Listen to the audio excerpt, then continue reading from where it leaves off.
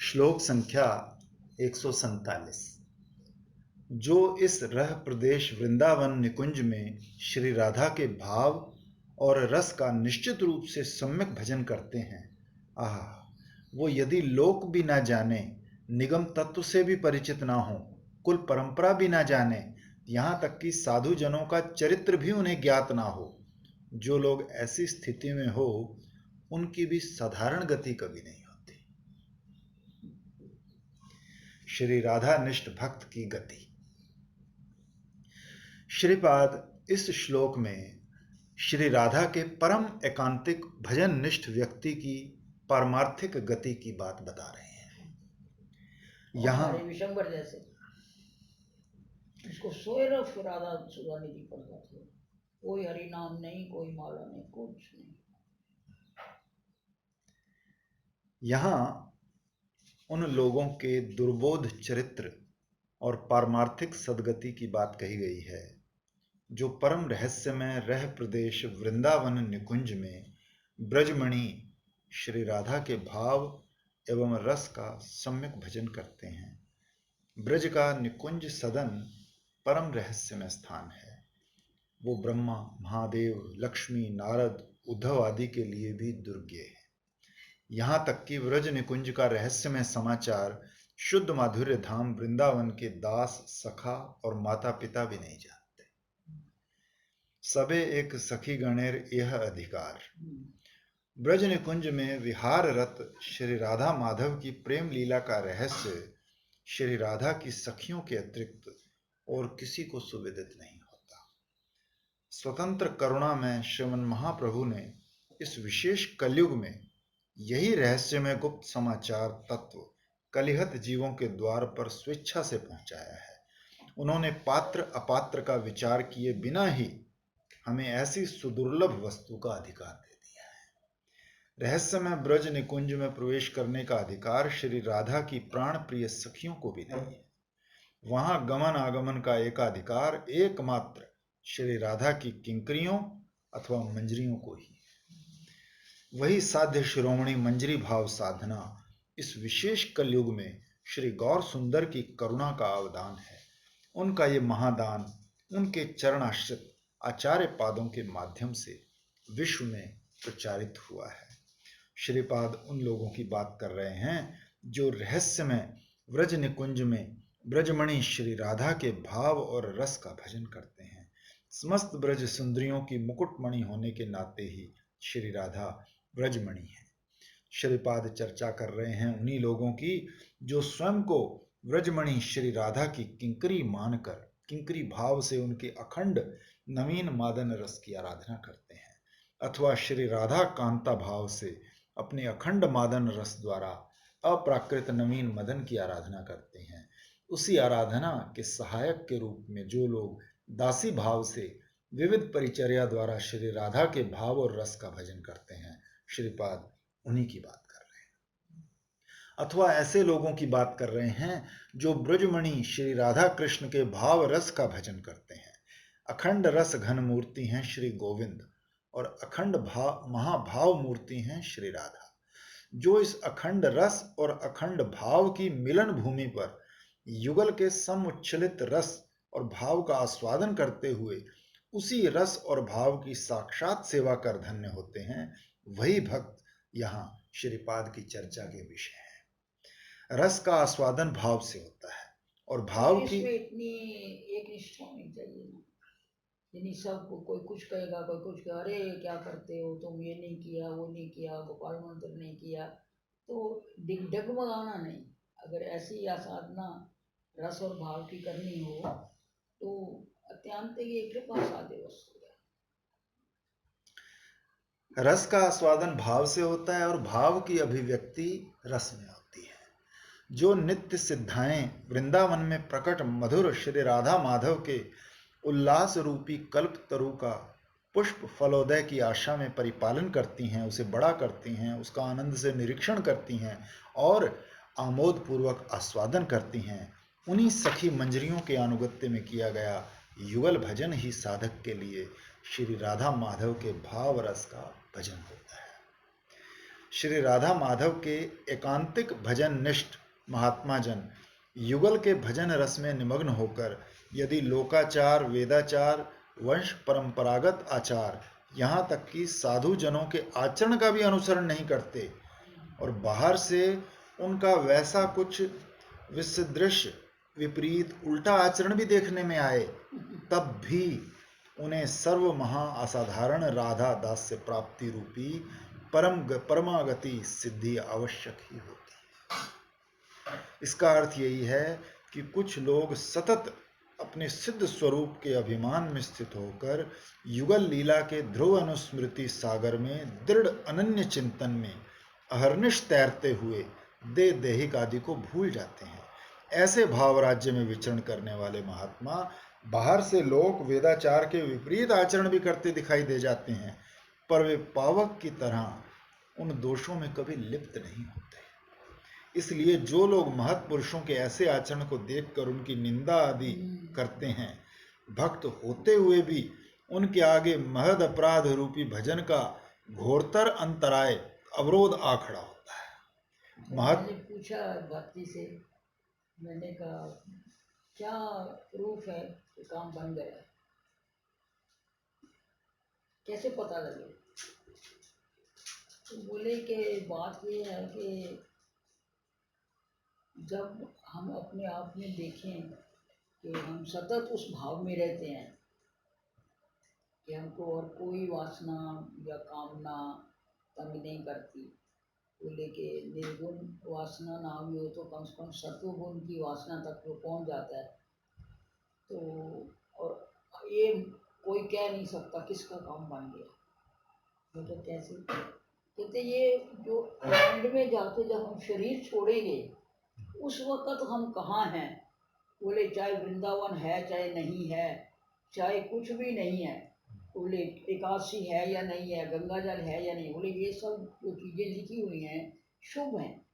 इन सब चीज़ों से सम्मिलित होकर जो शरीर छोड़ेगा कुगति नहीं होगी उसकी, पर काम बन गया ये नहीं कह सकते, क्योंकि उसकी उस वक़्त मति कहाँ है और उसकी 2 मिनट पहले मति कहाँ थी कह नहीं सकते। बाबा की बात हुई तो बोले कि अब वो मैंने कहा जी वो तो बिल्कुल कोई कामना नहीं थी, लेकिन एक तो जरूर देखा एंड तक का मतलब है कि कुछ दिन पहले तक कि मान सम्मान की इच्छा तो थी, क्योंकि 1 महीने की बात है, आए बड़ा मुंह लटका के बरसाने से, बोले वो उसने हमारा कोई सादर सत्कार नहीं किया। पहले से तो बहुत कम हो गया था, अभी तो पहले तो जो उनको प्रणाम, जैसे हम 2 बैठे हैं, किसी का मन नहीं करते, चित्रा से क्यों बात नहीं करते, इसलिए कि उसका हस्बैंड जो है वो उनको प्रणाम नहीं करता, अवॉइड करता था। एक दिन मैंने उसको हाथ जोड़ के कहा, मैं कहूँ उनके सामने मुझे प्रणाम मत किया करो, कम से कम इतना अपराध मत करो, किसी को दुख देना क्या फायदा। कहते लेकिन तो भी जैसे हम कहते हैं कि भाई वो लड़ते रहे, आखिर में नमस्कार किया तो शायद उन्होंने सब पश्चाताप हो गया। अच्छा, और जो आंतरिक प्रेम था, अगर मतलब मान लो कि हमने एक दूसरे को माफ भी कर दिया, तो जो हमारा आंतरिक प्रेम था वो भी डिफेक्ट करके रोके खत्म कर दिया, वो भी खत्म कर दिया, क्योंकि वो भी इधर आई नहीं, फिर वो तो चली गई। अब वो कहते हैं कि सबके होते हुए भी हम कह सकते हैं कि 10 दिन पहले उनकी मान प्रतिष्ठा की इच्छा थी, पर जो 2 दिन में उन्होंने माफी भी मांग ली, तो वो भी उनका क्षय हो गया, जो अपराध था या जो भी दोनों का। और जब वो रो पड़े तो इसलिए भी कि भाई चलो अब वो जो प्रेम करना था, जो सोल प्लानिंग वाले कहते हैं कि अब ये फिर जाके ऊपर जाएंगे फिर प्रेम करने आएंगे, तो वो भी खत्म हो गया। इसलिए 2 मिनट पहले किसकी क्या स्थिति है कौन जानता है। अब उसके बाद तो ये 2 दिन कहते रमा नहीं आई, उसके पीछे तो वो हो गए और यार सारा दिन यूं करते रहे। तो मैं सोचती थी कि ये कीर्तन कर रहे हैं, पर वो उसको छोड़ दो, स्वामी कोमा में थे तो मर गए। अच्छा, मैंने कहा जी वो 2 दिन पहले मुझे कहते हैं कि मैं अभी जा नहीं रहा, और कुछ दिन पहले ये कहा कि अब ये दोनों एकादशियां जो है इसकी वैशाख की वो मैं कराऊंगा, क्योंकि जमुना जी ने बोल दिया कि वैशाख तक मैं हूँ। उसकी मधु साक्षी है, मधु के सामने कहा मैं प्रसाद मैं ही लाऊंगा दोनों काशियों में। तो मैंने कहा ये झूठ कैसे निकला? अगर उनकी जीने की इच्छा थी इसका मतलब तो पुनरावृत्ति होगी। वो बोले हो भी सकती है, नहीं भी हो सकती। वो इसलिए अगर होएगी भी तो वृंदावन में कम से कम होएगी। तो कोई जैसे उद्धव जी ने क्या गोलमृग बना दो, कुछ बना दो, कुछ होगा भी तो एक जन्म वृंदावन में हो सकता है और नहीं भी हो सकता। क्योंकि आखिरी टाइम इस जीवन में क्या लेना, क्या विचार आ जाए आपको एक मिनट में। और उनके आसपास तो उस वक्त पूरा कीर्तन का ही माहौल था, कीर्तन तो हो ही रहा था। तो मतलब ये है कि एक मिनट पहले किसी के मन में क्या विचार, क्योंकि एक सेकंड में सब कुछ छूट जाता है। ये तो स्वामी कोमा की बात तो अलग है, किसको पता नहीं लगती, पर प्रत्यक्ष बात तो ये है कि हम जैसे लोग किसी सिद्ध गुरु के सामने जाते हैं तो वो 2 दिन में या 2 मिनट में हमारा सब कुछ बदल देता है। तो जब एक अच्छे भले बुद्धिमान कायम का मान जो है 2 मिनट में बदल सकता है, तो फिर 2 मिनट पहले जो मरने वाला है उसको तो पश्चाताप हो ही जाएगा। सच। जरा सा शरीर स्वस्थ हो तो हम कहते हैं सब व्यर्थ है, सब मिथ्या है, शरीर छूट जाए। तो जो वास्तव में जब छूटने लगेगा तो उस वक्त वैराग्य तो हो ही जाएगा। बिल्कुल। तो ये बड़ा कॉम्प्लिकेटेड प्रोसेस है। भक्ति बोले कि आप इसमें एक बात कहते हो ना, वो जो मुझे समझ आ रही है कि मरने से पहले मर जाओ और हमेशा मृत्यु को याद रखो, तो एक डर सा लगेगा, तो हर समय स्मरण आपका तभी ना, तभी तो कहते हैं मर जा, मरण से पहले जो मरने का फिक्र चुकाना है। तो जो पहले रिएक्शन लेस होना, इसकी इसे ही मतलब है ना। किसी ने कुछ कह दिया, कर दिया, मरे उसे हो गए, पैसा आया ना आया, रोटी खाई ना खाई, एक जैसे पड़े रहे। पर भट्ट जी ने क्या कहा कि ये सब चीजें होने से भी कोई फर्क नहीं पड़ता, एकादशी भी होए, गंगा जल भी होए, कीर्तन भी होए, बोले जब तक हमारे को मरने के समय अपना स्वरूप हम कौन हैं याद नहीं रहेगा तब तक काम नहीं बनेगा, तब तक ये कुंज का काम नहीं बनने वाला। कि जब तक मरने के टाइम चाहे एकादशी भी है, गंगा जल भी है, कीर्तन भी हो रहा है, पर अगर हमारा चित्त जो है उसके सामने हमारा जो स्वरूप है वो नहीं है तो काम नहीं बनेगा। मतलब स्वरूप स्थित होना चाहिए। मतलब एक स्वरूप स्थित होना जरूरी है।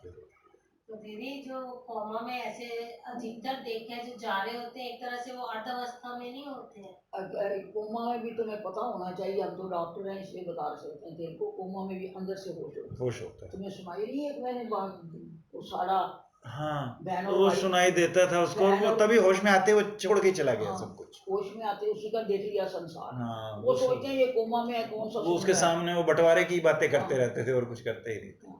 ठीक, ये आया था उसमें भी। हमारा एक स्टूडेंट है वो कहानियां लिखता है, तो उसको अवार्ड भी मिला हुआ है, यूपी का एकेडमी अवार्ड, उसने ये कहानी लिखी हुई है कोमा के ऊपर। नहीं ऐसे दीदी एक दो और भी इसी तरह के मिलते जुलते सुनाई दी हैं। किडनी फेलियर था, वो सोचते गई है तो मरने वाला है, इतना पास में बहन भाई बैठ के सोच रहे, मतलब चिंता करे भी मर जाए तो अच्छा है, पता नहीं जिएगा नहीं जिएगा, खर्चा इतना हो रहा है रोज का, और वो सुन रहा है अंदर से। तो कोमा में भी अंदर से तो ध्यान होता है हम कौन है। सच। अगर जो स्पष्ट ये वर्णन करते मरे उनके तो बारे में कोई डाउट नहीं है। जैसे हमारे अटला वाले साफ कह रहे, प्रिया प्रीतम सामने है, सेवा हो रही है, लाली आरती का टाइम हो गया, उनको यही नहीं पता मैं कहाँ हूँ। अस्पताल में मुझे कह रहे आरती का टाइम हो गया, मतलब उनकी लीला चल रही थी, उसमें आरती हो रही थी। तो जो ऐसा स्पष्ट करके संत लोग बोले उनकी बात तो ठीक है, लेकिन जो शमी कोमा में है उसका क्या कह सकते हैं कि उसका मन कहाँ चला गया। इसका मतलब ये है ना दीदी, उसका मतलब ये है कि हर वक्त ये याद रखना पड़ेगा कि हम ये नहीं, हम वो हैं, और हम वो हैं तो हम कहाँ हैं। हम ना भी याद रखें हम कहाँ हैं तो कुछ तो पता लगेगा ही ना। अब जैसे ये टाइम है, गोचारण से वापस आ रहे हैं, ऊपर से देख रहे हैं, ना कुछ मतलब ध्यान रखना पड़ेगा कि हम कहाँ हैं। कुछ भी नहीं तो हम उसकी दासी हैं और उसके पीछे पीछे पंखा झुला रहे हैं, इतना तो याद रह सकते हैं। सच। कुछ नहीं तो चल वो आई है थकी हुई है सो रही है हम पाँव पलट रहे हैं। सस्ती से सस्ती मतलब सिंपल से सिंपल लीला में भी मन रहे और मन इसमें रहे कि हम ये नहीं हम वो, तो कहने के तभी काम बनेगा। और इसके बारे में कोई कह नहीं सकता कि किसका बना और किसका नहीं बना। महत् पुरुषों के ऐसे आचरण की समालोचना करना अथवा अनुकरण करना किसी भी प्रकार से समीचीन नहीं। श्री रूप सनातन आदि आचार्य पाद श्रवण महाप्रभु के परिकर और महामहत की पदवी पर नित्य समारूढ़ होकर भी स्वयं यथा योग्य सदाचार में प्रतिष्ठित रहकर ध्रुव तारे की तरह साधकों के साधन पथ के आदर्श लक्ष्य स्थान बने हुए हैं। साधक भक्त सभी प्रकार से उनके आचरण का अनुसरण कर सकते हैं। इस श्लोक की एक अन्य प्रकार से भी व्याख्या की जा सकती है कि जो रहस्य में वृंदावन में श्री राधा के भाव और रस का सम्यक रूप से भजन करते हैं उनकी महिमा लोग नहीं जानते, निगम वेत्ता भी नहीं जानते, कुल परंपरा प्राप्त ज्ञानी जन यहाँ तक कि निर्मल चेतता साधु जन भी उससे अवगत नहीं। जिस उपासना का रहस्य वेद विधि के अगोचर है ये लोकातीत होगी, कुल परंपरा प्राप्त विद्वानों की बुद्धि को अगम्य होगी, ये बात सहज ही समझ में आने वाली है। वही बात हो गई ना कि अपने आप को के ये मुक्ति की सब मुक्ति है, आत्मा सबके अंदर वो मुक्ति है, लेकिन ये शंकराचार्य जी का कहना है, निश्चलानंद जी का शायद से इस बात को कि जी हम तो मुक्ति हैं, मुक्ति की मुक्ति होनी है, हमें भजन की क्या जरूरत है, और हम तो राग मार्गी हैं, हम तो प्रेम करते हैं, हम तो वहां पहुंच ही जाएंगे, हम तो मंजरी हैं, मंजरी बनो तो पहले। यहाँ साधु शब्द से विधि मार्ग में ऐश्वर्य भाव के उपासकों की बात कही गई है। विधि मार्ग के भक्तों के लिए राग भजन का पथ दुर्दिगम्य है, विशेषकर ब्रज की मधुर रस की उपासना की तो बात ही नहीं। इस रहस्य में मधुर भाव का भजन इस प्रकार के साधुओं के लिए दुर्गेय है। तभी तो आचार्य वर्य श्रीमत जीव गोस्वामी पाद ने विशुद्ध परकीयावादी श्री श्री रूप सनातन के प्रिय शिष्य होते हुए भी ब्रज के विशुद्ध परकीया रस में परेच्छा से स्वीकिया की भित्ति के अंतर्निहित तत्व की प्रबल झंकार खड़ी की। जीव गोस्वामी परकीया में ज्यादा मानते नहीं। हाँ, तभी उन्होंने उनके साथ साथ उसको भी परेच्छा इसलिए करना। परिणाम ये कि उन ऐश्वर्य ज्ञान परायण साधुओं की बात तो दूर, राग भजन वाले पथ का आश्रय लेने वाले ज्ञानी गुणजनों में से भी कोई कोई श्री जीव के गंभीर हृदय को समझने में अक्षम होकर उन्हें स्वकीयवादी मान बैठे।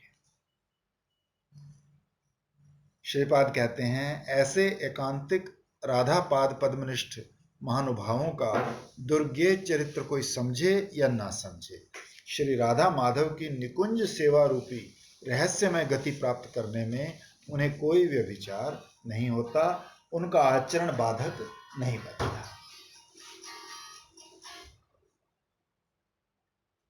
श्लोक संख्या 148। साधकों में कोई कोई ब्रह्मनंदवादी होते हैं, कोई भगवत वंदना आनंद में मत रहते हैं, कोई कोई गोविंद सख्य आदि का अनुपम परमानंद आस्वादन करते हैं, किंतु श्री राधा किंकरियों को श्री राधा पाद पद्म राजित नखमणि ज्योति की मात्र एक छटा में अखिल सुख चमत्कार की परावधि प्राप्त हो जाती है। सुख चमत्कार की परावधि पहले श्रीपाद ने साधक दशा में राधा दास्य की साधना में तन्मय चित्त महानुभावों की असाधारण गति की बात की। अब इस श्लोक में वे श्री राधा के दास्य भाव वाले साधकों के आनंद का वर्णन कर रहे हैं। श्रीपाद पहले प्रगाढ़ वेदांत पारदर्शी महातत्व साधक थे, अब श्री महाप्रभु की करुणा से वे उस वेदांत बोधित तत्व ज्ञान के अंतराल से उत्सारित अलौकिक अतीन्द्रिय प्रेम भक्ति की मंदाकिनी धारा में स्नपित अंतःकरण हो गए। अतः उसका अनुभव संबलित आनंद विज्ञान सत्य संदृशी साधकों के लिए एकांत रूप से निर्भर योग्य है।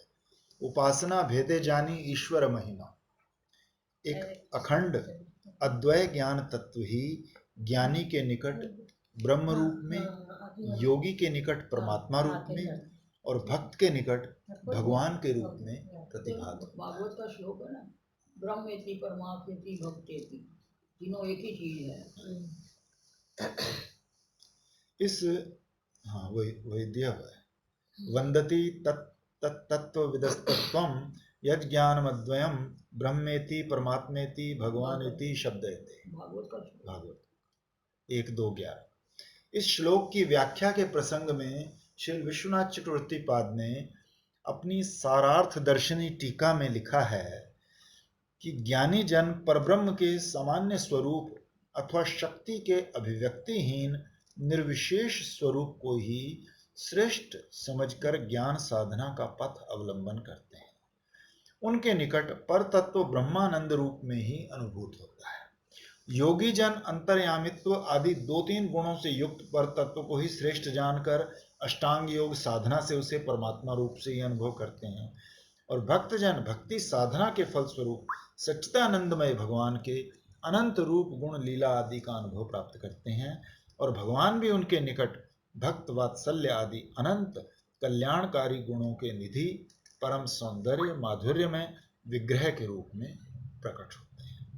एक ही चंद्र दिन में सप्ताह मात्र प्रतिपदा तिथि की रात्रि में कला मात्र और पूर्णिमा रात्रि में षोडश कला संपन्न होता है। अद्वय ज्ञान तत्व के संबंध में भी यही युक्ति लागू होती है। श्रुति प्रतिपादित अद्वय ज्ञान तत्व में जब किसी शक्ति का प्रकाश नहीं होता तब उसे ब्रह्म कहा जाता है, और जब किसी विशेष शक्ति का प्रकाश होता है तब उसका नाम परमात्मा होता है, और जब सर्व शक्ति का प्रकाश होता है तब उसे भगवान कहते हैं। वो ऐसा कहते हैं ना कि भाई कभी दूर देखो तो कुछ चिलमिल हाँ, जिलमिल बिंदु हुए, सा ऐसे तो करके वो समझ लो, वो कहते हैं कि जी ये कोई आ रहा है, ये ब्रह्म है। उसके बाद थोड़ा लाइट आई और उसमें कोई विशेष आकार आया तो कहते हैं अरे कोई मनुष्य या देवता आ रहा है। और फिर जब उसमें बीना बजाते नारद जी आए तो कहते अभी नारद जी आ रहे हैं। तो ये ब्रह्म थी, परमात्मा थी और भगवान थी, ये तीनों। और तो महाराज सभी कहते हैं शास्त्र में कि जो ब्रह्म ज्योति है वो श्री जी के नाथ चंद्र की छटा है। वो अखंड अद्वय ज्ञान तत्व ही क्योंकि अपनी निगूढ़ रुचि की बात है, जो अत्यांश वैराग्य में है उनको भक्ति मार्ग में शुद्ध करना। अच्छा मेरी बहन ही कहती थी, कहती मुझे अच्छा लगता है तुम जो करती हो, लेकिन मेरा तो एक ही मकसद है, दुख से छुटकारा होना चाहिए, ये पंच तत्व खत्म हुए और लीन हो जाए, बस मुझे उसके आगे कुछ नहीं चाहिए, मुझे आनंद नहीं चाहिए। हम तो इस दुख में शरीर से छूटना चाहते हैं। इसमें ऐसा है ना कि हम ये दुख से हम छूट गए, कोई आनंद तो नहीं हुआ ना। जैसे मलेरिया हुआ, कुनीन खाई, बुखार तो चला गया, और जब तक सेहत ना पैदा होगी तो आनंद तो नहीं आएगा। तो दीदी वो फिर वापस कहते हैं आते हैं कि नहीं आते? अच्छा नहीं आएंगे, वापस क्यों आएंगे? कोई जिनका भक्ति संस्कार होता है वो भक्ति का आस्वादन करने के लिए जो ब्रह्मलीन साधु है वो भी आते हैं। जैसे ये जिंदा जी ब्रह्म में निष्ठा थी, प्रकाशानंद सरस्वती, तो ये इसी जन्म में बदल गए, ऐसे मर के भी बदल, इनकी निष्ठा होती है। ये तो बड़ा मुश्किल जो भी आपने बताया, ये तो बड़ा मुश्किल का काम लगता क्या कि लास्ट में क्या स्थिति होगी। अब बात यह है कि अंतमति सो गति तो पता ही है। अब तुम लेटे हुए हो और ऊपर से तुम राधा राधा भी कर रहे हो, रो भी रहे हो, और अंदर मन चला जाए है माधव की पत्नी का क्या होगा, तो फिर माधव के आसपास जन्म ले लेंगे। तो दीदी जो पूरी प्रैक्टिस की होती है उसका क्या रहता है फिर? भक्ति कहीं जाती नहीं है, शुरू हो सिर्फ जाएगा इतना ही है कि अत्यांतिक मुक्ति नहीं होगी, यदि स्वरूप नहीं मिलेगा। जब जिस चीज का हम चिंतन ही नहीं कर रहे उस वक्त मरते समय, तो कैसे जिसका चिंतन करोगे वही मिलेगा। बहुत भारी परीक्षा है भाई, कंपार्टमेंट आ जाएगी एक सब्जेक्ट में, दोबारा आओ। बहुत भारी परीक्षा है। क्योंकि प्रभु दयालु है, जिसने सारी उम्र उनका भजन किया है, तो वो आखिर में उसको अपना नाम स्मरण करवा ही देते हैं।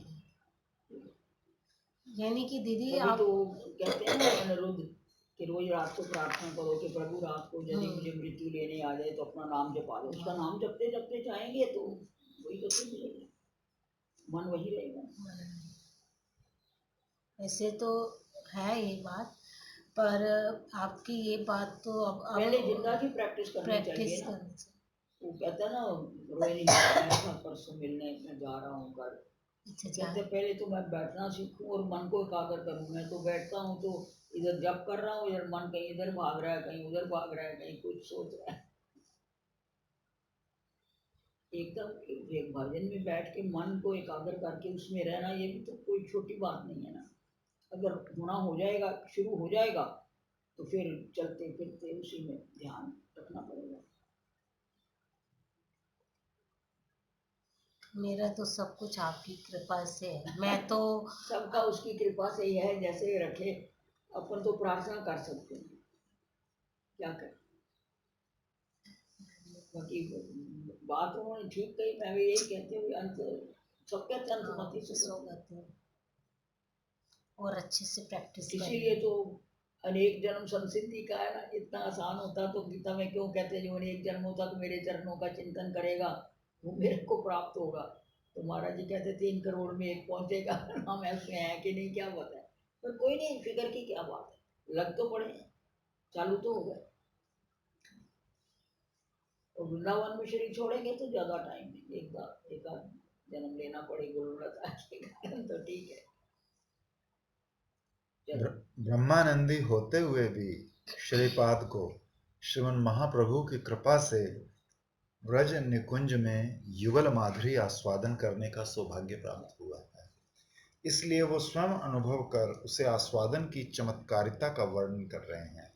वे मानो ब्रह्मानंदी को लक्ष्य कर कहते हैं कि आप ब्रह्मानंद में मग्न होकर स्वयं को जीवन मुक्त या कृतार्थ समझ रहे हैं, समझिए आपसे कहने को कुछ भी नहीं है।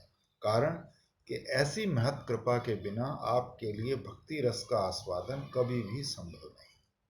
यद्यपि सर्व वेदांत सार श्रीमद् भागवत में ये बात लिखी हुई है कि अविद्या ग्रंथिहीन आत्माराम मुनिजन भी उरुक्रम भगवान में अहेतुकी भक्ति का अनुष्ठान किया करते हैं। श्री हरि के गुणों का हुए भी उसमें आस्था होने से पुनः जन्म लेते हैं उसकी लीला आस्वादन करने के लिए। तथापि महत कृपा के बिना आत्माराम जनों को भी श्री हरि के इन गुणों का प्रभाव अनुभव नहीं होता। श्री सुक सनक आदि महत कृपा से ही ब्रह्मानंद को तुच्छ मानकर भगवान के भजनानंद रस में मग्न हुए हैं। इसलिए जब तक आपके ऊपर ऐसी अहेतुकी महत कृपा का वर्षण ना हो तब तक ब्रह्मानंद में ही डूबे रहिए। फिर जो लोग भगवत वंदनानंद में मत हैं वो उसी में मत रहें। उनके उस भगवत रसानंद के आस्वादन की आकांक्षा भी मेरे चित्त में नहीं है। वस्तुतः ऐश्वर्य ज्ञान के कारण उनका प्रेम संभ्रम संकोचपूर्ण है। इसलिए वो लोग दूर दूर से ही भगवत वंदना या भगवत सेवा करके ही सुखी हैं। उनके ऐश्वर्य ज्ञान को आच्छादित अथवा शिथिल करने की शक्ति प्रगाढ़ आवेशमयी प्रीति के अतिरिक्त और किसी भी वस्तु में नहीं है। जब तक माधुर्य ज्ञान संपन्न ब्रज भक्तों का संग नहीं मिलता तब तक परमेश्वर में ऐसी भाव शून्य लौकिक संद्वंद बुद्धि से प्रीतिमय संबंध ज्ञान हृदय में स्फुरित नहीं होता। अर्थात भगवत भक्तों के संग से ही भगवान में वैसी अचला भक्ति उदय होती है। इसी आधार पर कहा जा सकता है कि ब्रज भक्तों के संग और उनकी कृपा के बिना यशोदानंदन श्री कृष्ण में वैसी रुचि प्रधान भक्ति का उदय सर्वथा असंभव है। कोई ये कह सकते हैं कि उनकी कृपा हो जाए तो 1 मिनट का काम। अब देखो हम तो जिस थोड़ा बहुत हमारे पिताजी काशी को गए तो हमको थोड़ा जो कहते हैं ना जो होना होता है उसकी भूमिका पहले बन जाती है। यानी हमारे आश्रम में तो कोई एकादशी करता नहीं था, संन्यास आश्रम था, न किसी को कोई तुलसी की कोई महिमा मालूम थी, न कोई तो योग आश्रम था। तो हम 1 साल तक जो रहे, क्योंकि हमारे गुरु जी कह गए थे ना 1 साल बाद छोड़ देना, जब हम वापस गए तो पिताजी क्योंकि काशी को गए थे तो एकादशी करनी शुरू कर दी, योगाश्रम में रह गए और डोगरे जी की भागवत ले आए, वो पढ़नी शुरू कर दी। तो उसके बाद जब आश्रम छोड़ा तो आए तो गुरुजी ने आते ही सब कृपा कर दी। तो मतलब बैकग्राउंड तो थोड़ी कोई हमारी तो परमात्मा की बैकग्राउंड ही थी ना, योगी होते हुए, इसलिए संग संग का ही रंग होता है। ये भी है। और दीदी अभी मुझे भी यही मैं सोच रही थी कि जो भी पास्ट हमारा जो भी जन्म रहे होंगे, तो जो जर्नी हम तय करके आए हैं, इसका मतलब कहीं ना कहीं कुछ ऐसा रहा होगा तभी वृंदावन धाम प्राप्त हाँ, हुआ है। तो कुछ इसका ना कुछ भक्ति का पुट हुआ। तो हाँ। देखो हमारे गुरुजी ने बहुत लोगों को कहा, मेरे बाद आश्रम कईयों को, तो प्रवीण भाई को, ये काका जी को, इनको तो अपने जीवन में उन्होंने बार कर दिया था, चले जाओ तुम वहाँ, चले जाओ तुम वहाँ, चले जाओ। मुझे बोला 1 साल, क्योंकि जानते थे नई सत्ता आएगी इन लोगों का, पुराने लोग हैं, पटे ना पटे तो भजन करने वाले हैं ये। मेरे को कह दिया 1 साल बाद तुम चले जाना, ये नहीं बोला कहाँ जाना, जहाँ वो ले जाए। और आप कहानी कई बार सुना ही चुकी हूँ मैं। तो मैंने गुरु जी से पूछा, मैंने कहा हमारा तो कोई भक्ति का संस्कार नहीं था कभी, हम आज तक वृंदावन 20 बार निकले होंगे छत्तीसगढ़ रोड से इधर उधर जाते कारों में, और कुछ नहीं तो 10 बार आगरे ही गए होंगे, तो कभी अंदर नहीं है। एक बार आए थे, एक भक्त था हमारे साथ, तो वो बोला उनको कोई इतराज ना हो तो जरा अंदर चले चले। मैं कहा हमें क्या इतराज है, चलो। मैंने तो मैं को गलियों वलियों में से होके तो लाया था, कार भी वहाँ तक जाती नहीं थी, तो मैंने कहा शायद बिहारी जी का मंदिर होगा, मैं इतने याद है। तो महाराज बोले कि पूर्व जन्म का जिनका थोड़ा बहुत संस्कार भक्ति का होता है, जिसके तुम्हारे गुरु जी सिद्ध थे, उनको मालूम था कि तुम्हारी अगली लाइन क्या है, तो उन्होंने नाम नहीं लिया और अलक्षित रूप से भेज दिया। पूर्व जन्म का, अब मान लो कि हमारा काम ना भी बने तो ये तो हो नहीं सकता, ये भक्ति की हुई व्यर्थ तो जाती नहीं, ये तो साथ ही जाएगी। और दीदी देखिए ना कि अगर वृंदावन में अब रह रहे इतने टाइम से भजन कर रहे हैं, तो इसका मतलब क्या है, डेस्टिनेशन बिल्कुल नजदीक ही है, हाँ, तभी यहाँ पर है। बिल्कुल। नहीं तो ऐसे तो नहीं यहाँ पे राधा रानी अपने पास रखते इनकी हैं। पत्नी का पता नहीं, लेकिन हमारे काका जी कहते हैं कि बाबा के बारे में शक मत करो, वो पहुंच गए जहाँ पहुंच गए। कहते वो आखिरी टाइम भजन करते गए, हो सकता है ऐसे ऐसे सारा दिन करते रहे, गर्दन को हाँ कीर्तन कर रहे होंगे। हाँ। क्या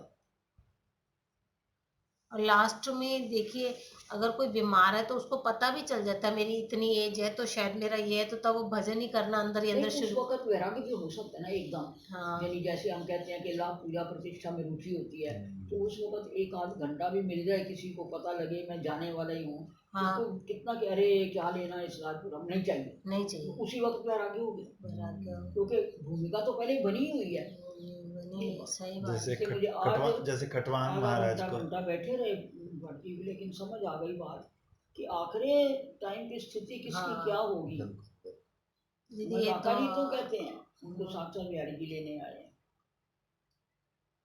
वो कहते कोई संदेह नहीं, कुछ भी हुआ हो पहले वो सब साफ हो गया। दीदी ये तो जो बात आज बता रहे हो कि गुरुजी बता के आपके लिए, हमारे जैसे साधकों के लिए, आपको तो श्री जी लेने आने वाली है नहीं, जब कोई भी पता आप। नहीं किसका चला जाए। हम अभी तो हम हमारी बुद्धि कायम है, अभी हम बुद्धि से उसमें लगे रहते हैं, समझ लिया। जाने भी लगे मन तो ख्याल आ जाता है, नहीं नहीं दीदी हमें एक क्या, बात बताओ मुझे हमें आप, क्या लेना देना। एक लौकिक रीति से बात बताओ। आपकी भले ही कोई भी सेवा कर रहा है, ठीक है, कोई एक व्यक्ति आपकी सेवा करता है, ठीक है कि नहीं, तो मान लो कि अंत समय में वो आपके पास नहीं भी उसको याद रहा या किसी तरीके से कहीं फंस गया, लेकिन मति तो उसकी वही है ना, तो आप उसके उसके साथ उसको सपोर्ट नहीं करोगे, तो श्री जी इसी तरह से नहीं करेंगी क्या? नहीं, ऐसा है ना कि हमारी जैसे गुरुजनों में आसक्ति होती है, तो वो पास थोड़ी होते हैं हमारे, तो नहीं नहीं। गुरुजन कहीं चले थोड़ी जाते हैं, वो तो ऊपर जाके भी याद रखते हैं, तो यहाँ की तो कोई बात ही नहीं बात है। ही नहीं है। तो इस जो सेवाइट होते हैं आजू बाजू में वो ना भी हों, तो उनको तो फल मिलेगा ही मिलेगा, जो उन्होंने तन मन धन से सेवा किया गुरु की, सच। वो कहीं चली थोड़ी जाएगी। नहीं, मैं वो तो मैं आपकी समझ गई हूँ, लेकिन मेरा कहने का ये मतलब है, जैसे कि लौकिक में भी हम देखते हैं कोई भी व्यक्ति जो हमेशा किसी के साथ लगा ही हुआ है, हाँ तो सामने वाला भी व्यक्ति उसको नहीं भूलता। इसी तरह से आप सारा टाइम श्री जी की सेवा में लगे हो, तो वो तो कभी हो ही नहीं सकता ना कि वो आपको लेके ही ना जाए। नहीं, ये कोई कह नहीं सकता। किसी के डीप डाउन हमारे अंदर क्या उभर आए। देखो अभी हम बुद्धि से, शरीर से और मन से लगे हुए हैं, ठीक है ना, और हम मन बुद्धि शरीर से ऊपर एकदम उसमें डूब जाएंगे। मरण से पहले का मतलब है कि अभी तो हम कोशिश कर रहे हैं ना, अभी बुद्धि कायम है, इसको मालूम है कि मैं शरीर नहीं आत्मा हूँ, लेकिन वो एकदम डीप डाउन जाके उस वक्त स्फुरित रहेगी कि नहीं रहेगी, कौन कहता है। अनेक जन्मों के संस्कार होते हैं। कहने का मतलब यही है, साधु सावधान, बस और कुछ नहीं। ये तो है। बाकी जो हम एक्टिवली लगे हुए हैं तो वो भी तो देख रही है, ठीक।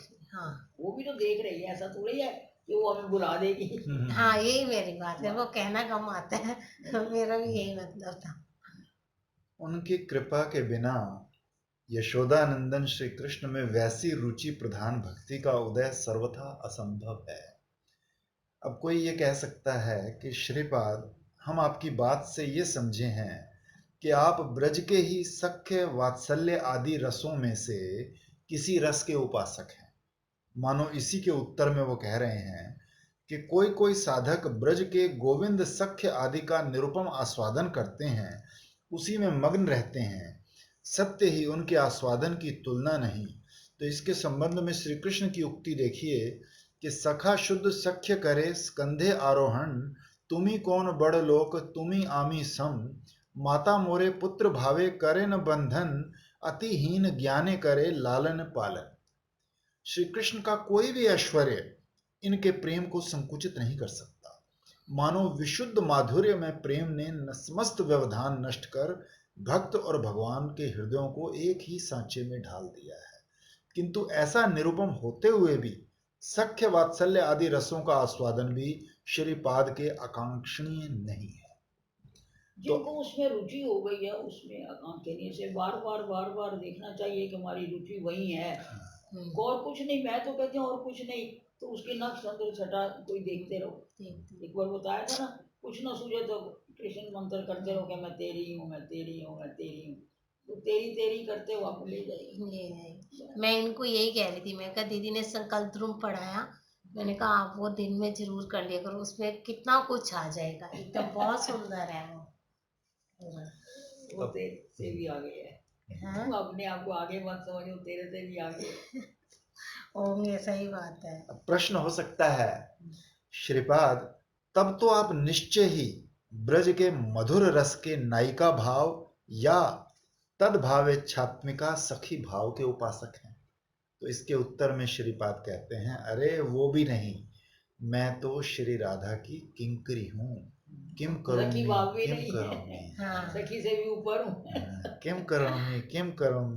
किंकरी का मतलब ही होता है मैं क्या करूँ, मैं क्या करूँ, सतत से दम में करी रहती। इत्यादि भाव से व्याकुल अंतःकरण से श्री राधा के सेवा सुख का अनुष्ठान करना ही मेरा चरम काम है। जिसकी आत्मा इस रस का आस्वादन एक बार कर लेती है, वो और किसी भी वस्तु की कामना नहीं करता।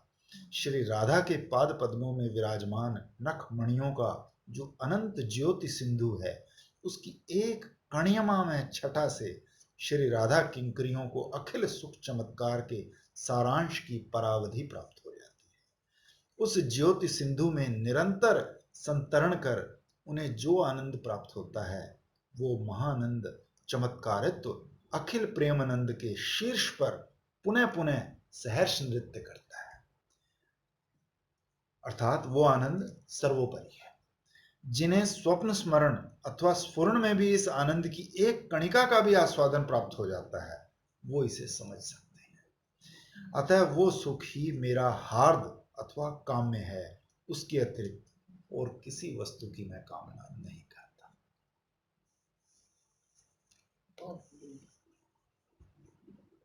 साधन भक्ति बहुत बढ़िया इन किताबों में दी गई है। अद्भुत। और बड़ा ही एक बड़ी रोचक शैली भी बहुत रोचक भी है, और वो एकदम रोंगटे खड़े कर देने वाली। बहुत अच्छा लिखा है आनंद दास तो वास्तव में सिद्धार्थ। पढ़ते पढ़ते कई